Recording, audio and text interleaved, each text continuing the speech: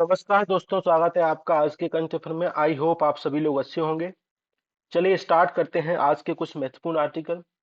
Article start करने से पहले आपके लिए कुछ महत्वपूर्ण एथिक्स से संबंधित एग्जाम्पल है जो आप कहीं भी अपने आंसर राइटिंग में यूज कर सकते हैं। और इनको अभी हाल ही में पद्म श्री अवार्ड भी मिला है। काफी बड़ी शख्सियत है। इन्होंने अफोर्डेबल हेल्थ केयर के लिए काम किया है। ये अपनी सेवा 35 ईयर से दे रहे हैं। इनका नाम है डॉक्टर मुनीश्वर चंद्र डावार और ये मध्य प्रदेश से रहने वाले हैं। आप सोच भी नहीं सकते होंगे कि आज के समय में डॉक्टर जहां हजारों लाखों की फीस में लोगों की सेवा करते हैं, लोगों का इलाज करते हैं, लोगों को ट्रीट करते हैं, इन्होंने 35 साल से 20 रुपए में अपनी सेवा दी है। लोगों को, पेशेंट को ट्रीट किया है। तो इन्होंने अफोर्डेबल हेल्थ केयर के लिए काम किया है। आप काफी महत्वपूर्ण एग्जाम्पल है। और हाल ही में अभी रिपब्लिक डे पर इनको सरकार ने पद्मश्री अवार्ड से नवाजा गया है। इनको अवार्ड दिया गया है। काफी महत्वपूर्ण काम किया है, कंट्रीब्यूशन किया है सोसाइटी के लिए और इन्होंने चेंज लाने के लिए काम किया है, अफोर्डेबल हेल्थ केयर के लिए काम किया है। तो आप इनका एग्जाम्पल कोट कर सकते हैं। महत्वपूर्ण पर्सनालिटी हैं, इनको याद रखिएगा। कहीं भी आप इनका जो भी इथिक्स से संबंधित मामला आता है, कोई भी हेल्थ केयर से संबंधित फैसिलिटी, कोई केस स्टडी आती है, तो वहां पे आप इनका एग्जाम्पल कोट कर सकते हैं। ठीक है, तो याद रखिएगा। अब हम याद पढ़ते हैं आज के कुछ महत्वपूर्ण आर्टिकल। जैसा कि आपने पहले पढ़ा है, कूनो नेशनल पार्क जो कि मध्य प्रदेश में स्थित है, वहां पे कुछ टाइगर को री रीलोकेट किया गया था नामीबिया से। पहले 8 टाइगर को, मतलब कि 8 टाइगर को नामीबिया से सितंबर 2022 में रीलोकेट किया गया था। लेकिन एक सीक्वेंस था, 8 के बाद हमको 12 टाइगर और लेके आना है। और ऐसा साउथ अफ्रीका ने MOU भारत सरकार के साथ कर लिया है, करने के इच्छुक है कि वो 12 चीता, टाइगर नहीं, सॉरी टाइगर निकल गया, 12 चीता को और कूनो नेशनल पार्क में क्या करेंगे, रीलोकेट करेंगे। तो फर्स्ट क्या है, inter continental large wild life translocation project है, इस बात को ध्यान रखेंगे। और इसको national tiger conservation authority funding करेगी और इसका सुपरविजन करेगी। कहने का मतलब है क्या है, नोडल एजेंसी है। ठीक है, तो इस बात को ध्यान रखेंगे। अब हम बेसिक चीजों के बारे में पढ़ते हैं। एक्चुअली जो चीता, अफ्रीकन चीता हमको देखने को मिलता है, किंग चीता देखने को मिलता है और एशियन चीता हमको देखने को मिलता है। अफ्रीकन चीता की बात आती है तो इसका आइसोन स्टेट में वनरेबल है। लोकेशन इसकी अंगोला में मिलेगा, बोत्सवाना में मिलेगा, मोजाम्बिक में मिलेगा, नाम्बिया में, साउथ अफ्रीका में और जाम्बिया में हमको देखने को मिलेगा। तो अभी हमने जो रीलोकेट के लिए किए थे वो कहां से, जाम्बिया से। अब हम जो 12 चीता लेके आएंगे वो कहां से लेके आएंगे, साउथ अफ्रीका से लेके आएंगे। और जो किंग चीता है उसका भी वनरेबल स्टेटस है। ठीक है, लेकिन जो एशियन चीता है उसका जो स्टेटस है क्रिटिकल इंडेंजर्ड हमको देखने को मिलेगा। अभी केवल जो एशिया में केवल आपको ईरान में देखने को मिलेंगे और भारत से 1952 से क्या हो गए हैं, एक्सटेंड हो गए हैं। ठीक है, इस बात को ध्यान रखेंगे, भारत में अब नहीं पाए जाते। हमने ईरान से कहा था हमको दे दो, तो ईरान ने कहा हमारे पास कुछ ही 100 के आसपास है, तो हम आपको कैसे दे दें। ठीक है, तो इस बात को ध्यान रखेंगे। अब 12 चीता को रीलोकेट करने का कूनो नेशनल पार्क में उसकी प्रोसेस स्टार्ट हो गई है, उसको फिर से क्या करेंगे, रीलोकेट करेंगे। ठीक है, तो हम चीता के बारे में पढ़ लेते हैं क्योंकि यहां से प्रश्न बन सकता है। की स्टोन प्रजाति है, एंटायर इकोसिस्टम को क्या करती है, उसको डिफाइन करने में हेल्प करती है।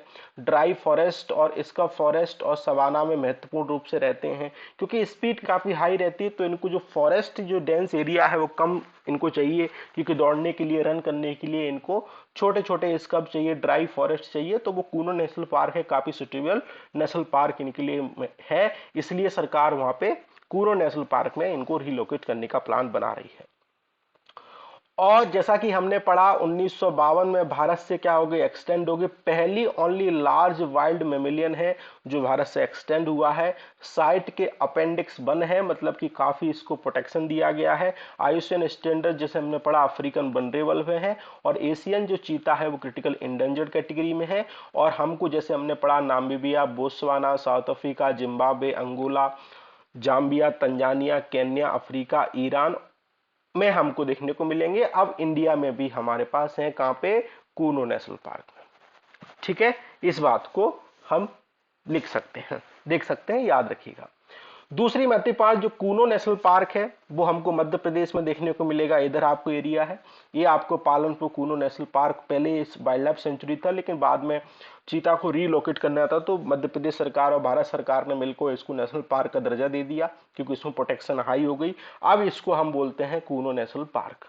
पार्वती नदी यहाँ से फ्लो होती है, इस बात को ध्यान रखेंगे। मध्य प्रदेश के अन्य नेशनल पार्क हैं, Panna national park, Sanjay Gandhi national park, Bandhavgarh national park, Kanha reserve, Balaghat hill forest, Pench national park, Satpura national park, ठीक है, दहगांव बामोरी रेंज और मेघाट टाइगर रिजर्व, ये महाराष्ट्र की इसकी सीमा लगती है।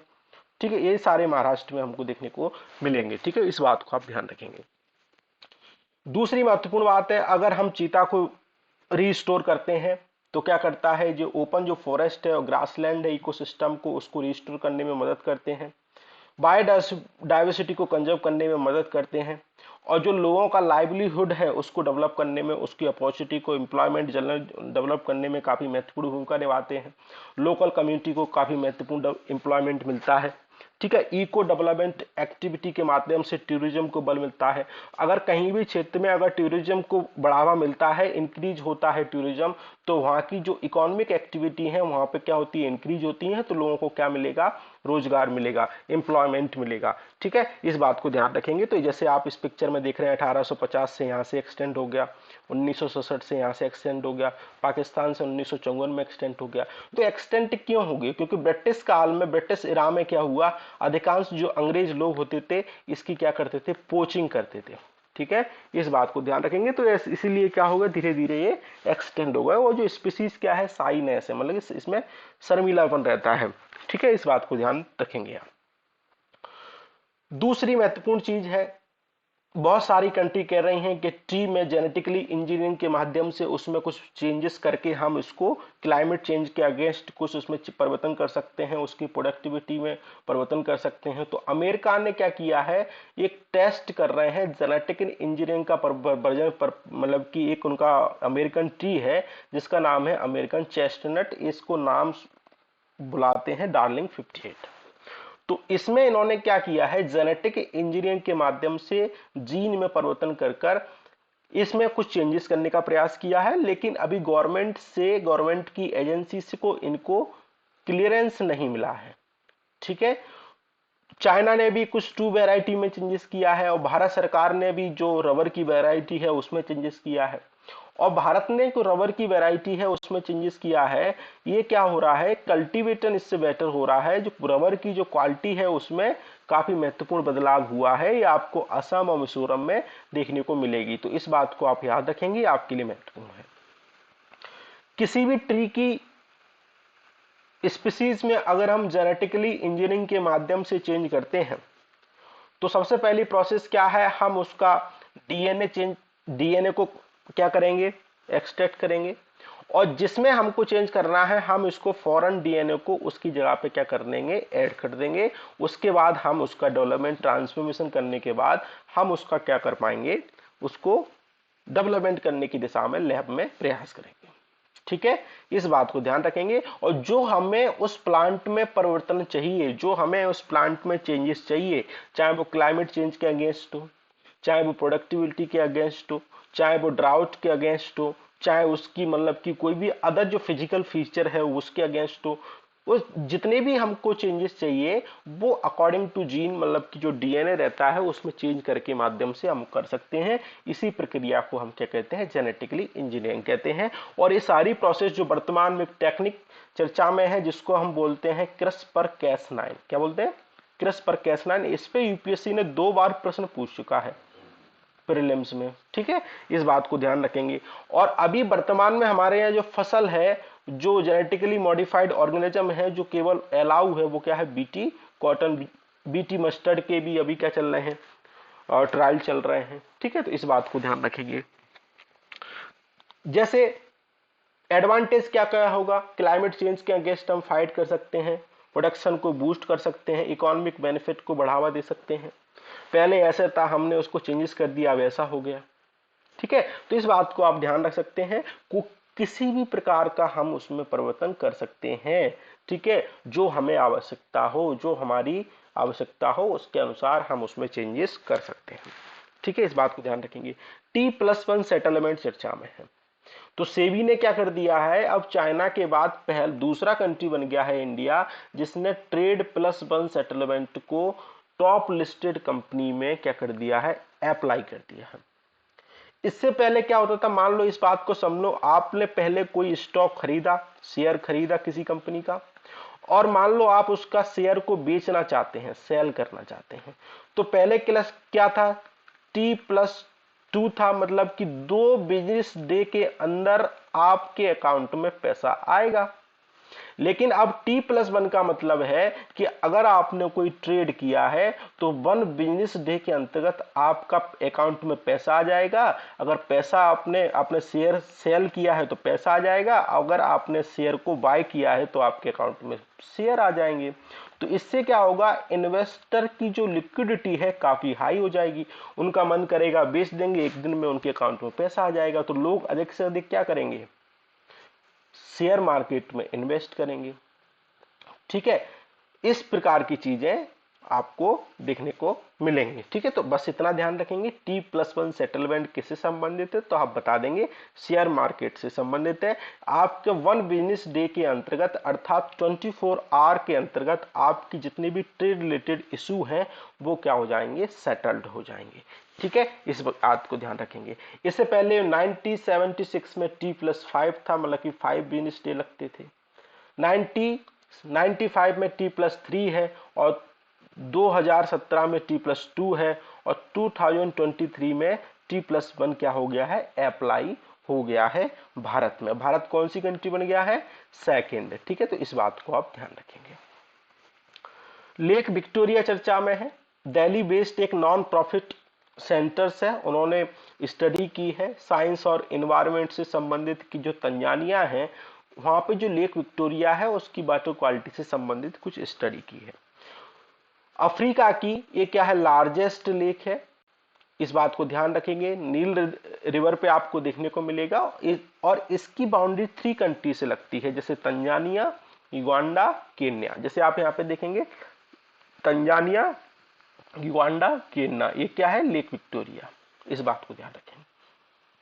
ठीक है, और फ्रेश वाटर लेक वर्ल्ड की क्या है, it is among fresh water lake it is exceed size only, मतलब कि इसके बाद जो सबसे बड़ा साइज है वो क्या है, किसका है, लेक सुपीरियर लेक का है, जो आपकी अमेरिका और कनाडा की बॉर्डर पे आपको देखने को मिलेगी। ठीक है, इस बात को ध्यान रखें। दूसरा लेक चढ़ चर्चा में है, चार्ड चर्चा में है, फ्रेश वाटर की लेक है, सैलाइन मन की सहेलियन जोन में आपको देखने को मिलेगी, वेस्ट सेंट्रल अफ्रीका में देखने को मिलेगी। ये आपको चार्ड, कैमरून, नाइजीरिया, नाइजर से मध्य आपको देखने को मिलेगी। तो इसके आप बॉर्डर कंट्री याद रखिएगा, कभी भी आपसे पूछा जा सकता है कि चढ़, नाइजर, नाइजीरिया और कैमरून किससे लगते हैं, लेक चार्ट से लगते हैं। ठीक है, इस बात को बस याद रखिएगा। अवार्ड चर्चा में है, रिपब्लिक डे पे दिए जाते हैं पद्मा अवार्ड। तो पद्मा अवार्ड 1954 में एस्टेब्लिश किए गए थे, इसको एनुअली रूप से रिपब्लिक डे पे दिया जाता है। 3 कैटेगरी में दिए जाते हैं, पद्म विभूषण और पद्म भूषण और पद्म श्री। सबसे अधिक कौन, पद्म विभूषण, पद्म भूषण, पद्म श्री, जिसमें सबसे अधिक वर्ड है उसकी वैल्यू सबसे अधिक है। तो आप याद रखेंगे पद्म विभूषण में सबसे अधिक वर्ड है तो उसकी वैल्यू अधिक है, उसके बाद पद्म भूषण, और इसके बाद आपको पद्म श्री, और सबसे ऊपर आपको तो फिर देखने को मिलेगा भारत रत्न। ठीक है, इस बात को ध्यान रखेंगे। अब इसमें क्या होता है, इसको आप 120 से अधिक अवार्ड नहीं दे सकते, एक्सक्लूडिंग अगर आपने कोई किसी मतलब कि मृत व्यक्ति को दिया है, एनआरआई को दिया है, फॉरनर को दिया है, ओसीआई को दिया है, उनके अलावा उनको छोड़कर 120 से अधिक साल में नहीं दे सकते। और इसमें आपको एक सनद दिया जाता है, मतलब सर्टिफिकेट, जो कि प्रेसिडेंट के द्वारा साइन रहता है। एक आपको मेडल दिया जाता है, इसमें कोई आपको कैश प्राइज नहीं दी जाएगी, जैसा कि आप इस पिक्चर में देख सकते हैं, विभूषण, भूषण, श्री। अब इसमें कुछ जो पदम विभूषण हैं वो आपको याद रखना है, और पद्म भूषण आपको याद रखना है, क्योंकि यहीं से प्रश्न बनते हैं, महत्वपूर्ण है। बाल कृष्ण जोशी को मिला है, अभी इनकी डेथ हो गई है।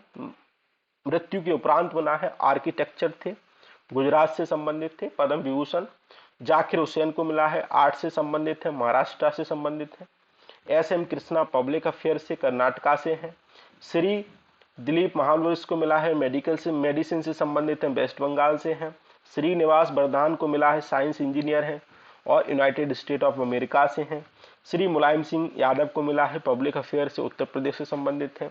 इसके बाद आपको पद्म भूषण याद रखना है। एल भैरप्पा लिटरेचर और एजुकेशन संबंधित है, कर्नाटका से संबंधित है।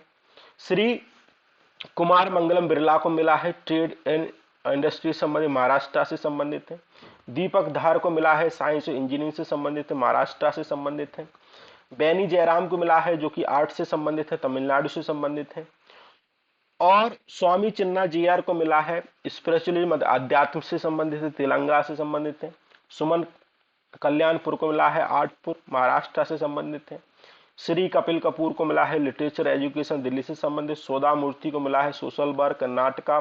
श्री कमलेश डी पटेल को मिला है, ये भी अध्यात्म से संबंधित है, तेलंगाना से आपको देखने को मिलेंगे। ठीक है, तो आपको ये दो याद रखना है। पद्मश्री आप खुद से पढ़ लीजिएगा, इस बात को ध्यान रखेंगे।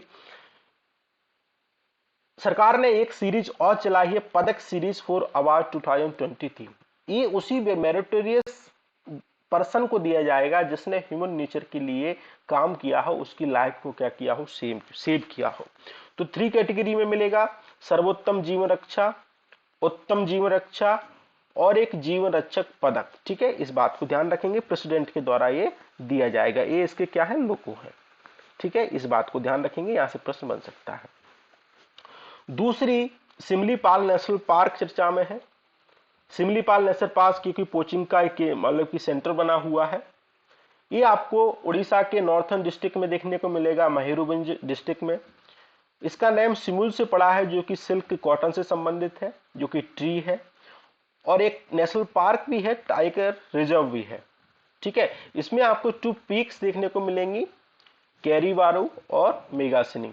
इसमें आपको कुछ मतलब कि कुछ रिवर देखने को मिलेगी, एक आपको पलपाला, बंधन, सलंदी, काहेरी और देव। ठीक है, और आपको दूसरी में रिवर देखने को मिलेगी बाराबलंगा। ठीक है, और इसमें कुछ ट्राइब देखने को मिलेंगी, कोला, संथाल, भूमिजा, बतूड़ी, गोंडास, खड़िया, मैनकड़िया और सहारा।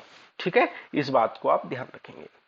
दूसरी, कैल्प जो फॉरेस्ट है वो चर्चा में है, क्योंकि क्लाइमेट चेंज के कारण इसमें डिग्रेडेशन देखने को मिला है। लार्ज ये क्या है, ब्राउन एल्गी रहते हैं, जैसा आप एक पिक्चर में देख पा रहे हैं। अंडर वाटर इकोसिस्टम काफी महत्वपूर्ण भूमिका निभाते हैं, कूल रहते हैं, न्यूट्रिशन में रिच रहते हैं, सेलो वाटर में देखने को मिलते हैं, शोर के आसपास आपको देखने को मिलेंगे। और ये आपको 150 फीट नीचे आपको देखने को, लॉन्ग आपको देखने को मिल सकते हैं। सम टाइम ये लोअर लैटिट्यूड में भी देखने को आपको मिल सकते हैं, बस इतना ध्यान रखेंगे। ये आपको इस एरिया में देखने को मिलेंगे। जैसे आप केवल आप इस पिक्चर को याद रखेंगे, इससे ज्यादा आप याद नहीं रखना है। जैसे आप इधर देखेंगे, इधर देखेंगे, इधर देखेंगे। ठीक है, इससे ज्यादा आपको कुछ याद नहीं रखना है। दूसरा, शॉर्ट चैलेंज चर्चा में है। एक हिंडनबर्ग की रिपोर्ट जारी हुई और उस रिपोर्ट ने क्या किया, भारत के शेयर मार्केट को गिरा दिया। और उसमें अडानी के कुछ स्टॉक बहुत नीचे लेवल पर चले गए और उनको 1.4 लाख करोड़ का क्या हो गया, नुकसान हो गया। तो शॉर्ट सेलिंग क्या होती है कि आप कम पे तो बाय करते हो और अधिक पे क्या करते हो, सेल करते हो। मतलब कि जब मार्केट बहुत लो लेवल पे जा रहा है तब आपने क्या कर ली, बाइंग स्टार्ट कर ली। और जब मार्केट अधिक मतलब कि बहुत अधिक हाई पे जा रहा है तब आपने क्या कर दी, उसको बेच दिया। ठीक है, इससे क्या होता है, इसका उद्देश्य केवल इतना रहता है कि आप कैपिटल प्रॉफिट प्राप्त कर सके। मान लो आपने पहले 20 रुपए में कोई शेयर खरीदा और ये 30 रुपए का हो गया तो आपने सेल कर दिया, तो 10 रुपए का आपको क्या हो गया, प्रॉफिट हो गया। लेकिन क्या इसमें आपको डिविडेंड मिलेगा, लाभांश मिलेगा? नहीं मिलेगा। लाभांश तभी मिलेगा जब आप लॉन्ग टर्म में किसी शेयर को होल्ड करते हैं। ठीक है, बस इतना ही आपको ध्यान रखना है और इससे ज्यादा आपको कुछ ध्यान नहीं रखना है। चलो, फुकुशिमा न्यूक्लियर पावर प्लांट चर्चा में यहाँ पे क्या होता, वाटर रिलीज हो रहा था, तो लोगों ने कंसर्न किया कि यहाँ पे वाटर हो रहा है, काफी नेगेटिव हो सकता है हम लोगों के लिए। ये आपको यहाँ पे देखने को मिलेगा, मतलब कि जापान में देखने को मिलेगा इधर। तो बस इतना ही ध्यान रखेंगे, लोकेशन आप याद रखेंगे, लोकेशन से प्रश्न बन सकता है। तो आज के डिस्कशन में इतना ही था। आई होप आपको पसंद आया होगा। Thank you.